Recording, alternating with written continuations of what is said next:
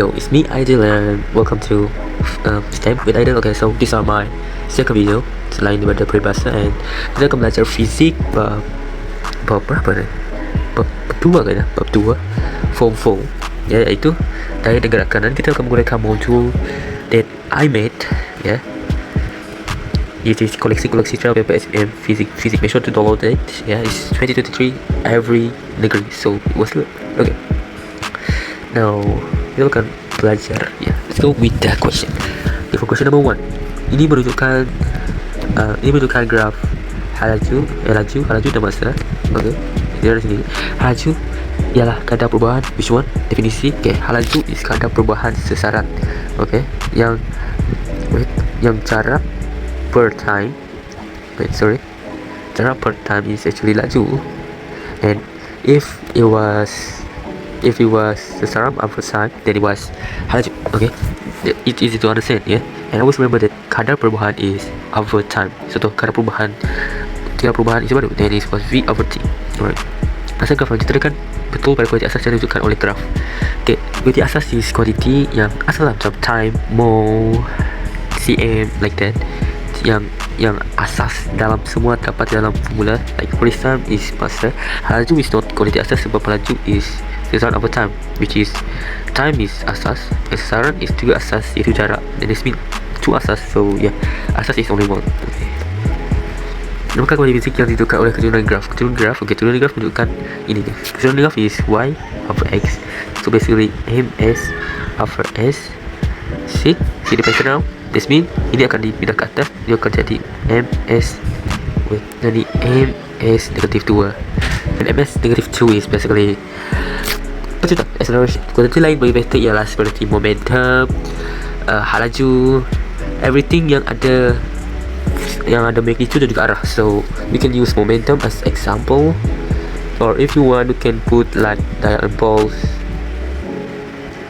Yeah, you can put everything that you want. Okay, laju adalah, as you know, laju is kuantiti terbitan because dia terbit dari dua asas, iaitu jarak, iaitu sesaran, dan time.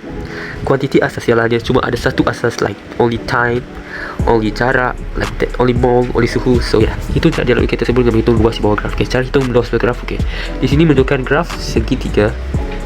Ini segitiga, dua segitiga is basically 1/2 panjang dalam lebar. So di sini lebarnya is 5, panjangnya is 25. Okay, and sekarang just put dalam formula panjang is 25, lebar is 5, right? 5, yes. So kira je lah, it's supposed to be like 65 or more. I don't go calculator with me right now, so yeah. Dan adakah kita sebut akan melanggar pokok? Yes, because jarak yang dilalui, okay, because jarak yang dilalui is more than jarak pokok, iaitu 50 meter. So yeah, sebab jarak is, okay, sorry, I don't want to write this. Yeah, cara berapa cara dilalui lepas itu selepas 10 saat. Okay, as you can see, selepas 10 saat. Okay, where's 10 saat?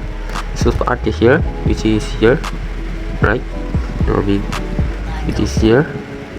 Cara dilalui is total error, it was 15. Ya, dia stop at 15 pada masa 10 saat tekan sampai 15. So 15 is answer. Seperti tadi kita buat. Okay, the graph is y over x, and our y here is jarak over time. Jarak over time is seperti yang I told you, yeah. Jadi saya cakap dengan awak tadi, jarak over time is laju. So kuantiti fisiknya adalah laju. Okay, uraikan gerakan pelari itu.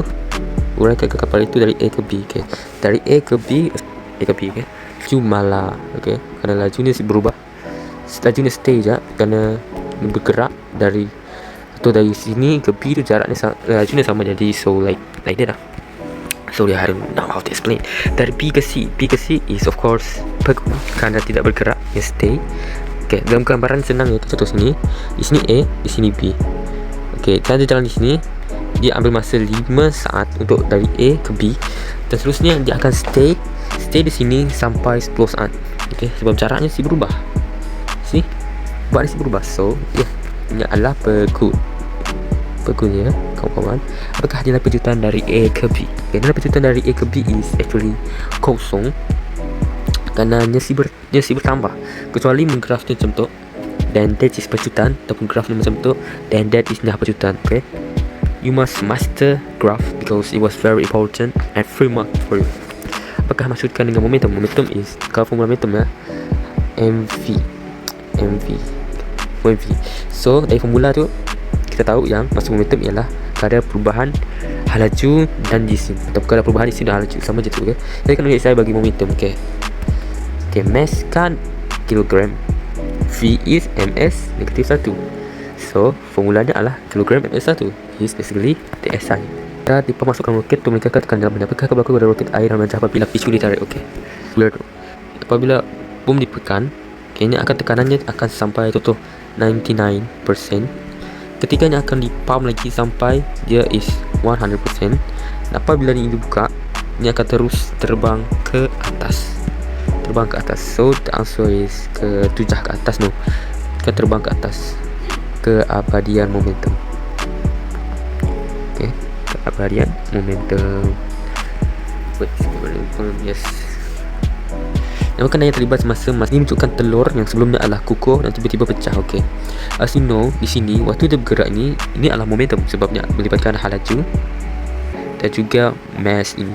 So apabila dia jatuh, dia akan, halajunya akan tiba-tiba berubah. So halaju ini adalah 2ms1. Tiba-tiba waktu dia kena sini tu, okay, lah halajunya akan jadi kosong, jadi akan macam perubahan yang secara ketara menghasilkan satu daya, iaitu daya is daya impulse. So yang nama daya terlibat is daya impulse.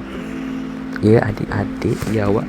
Okay, boleh sebab mengapa telur itu pecah sampai sadaman itu mengalami perubahan momentum singkat. Actually ada jawapan yang lebih bagus dalam buku, but saya tidak membekalkan buku di sini. Okay, so saya cara bagi mengelakkan telur. Okay, cara untuk mengelakkan telur. Okay, daya impulse formulanya is actually mv over time. Formulanya, okay. So di sini, okay, daya impulse ni tahu yang daya impulse dari formula ini kita dapat menghasilkan satu hujah, iaitu daya impulse is berkadar terus dengan mv dan berkadar songsang dengan time. So bermaksud kalau time berkurang, then of course daya impulse berkurang. So cara untuk menambahkan masa impak is menaruh span. Sebabnya adalah untuk menambahkan masa impak.